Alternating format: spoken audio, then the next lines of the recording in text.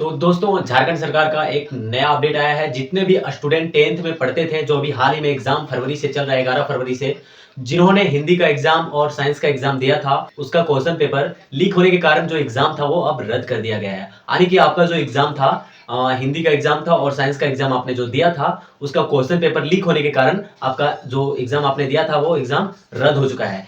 इसका एग्जाम आपको 4 फरवरी के बाद से लिया जाएगा।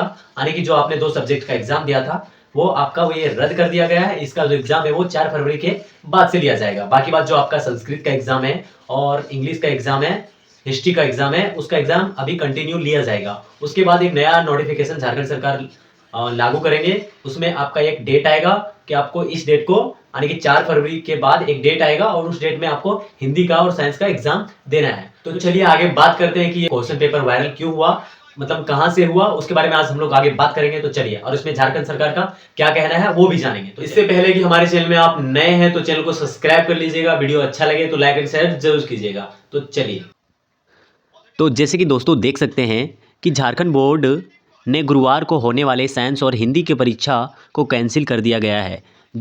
बोर्ड ने ये फैसला साइंस और हिंदी के पेपर लीक के बाद लिया।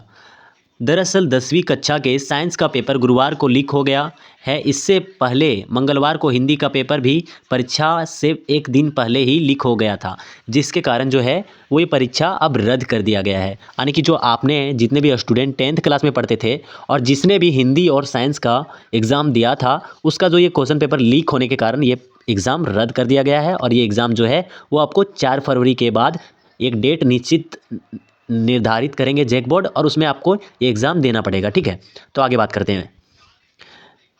एग्ज़ाम से बाहर आए छात्रों ने कहा कि पिछले 2 दिनों से साइंस के पेपर वायरल हो रहे थे। आज एग्ज़ाम के दौरान सारे सवाल उससे मैच कर गए। मामला सामने आने के बाद झारखंड एकेडमिक काउंसिल जैक ने बैठक बुलाई। जैक ने साइंस और हिंदी की परीक्षा रद्द कर दी।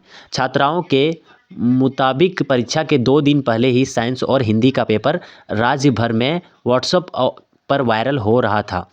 18 फरवरी को हिंदी और 20 फरवरी को साइंस के एग्ज़ाम के दौरान वायरल पेपर के सारे प्रश्न एक जैसे ही थे।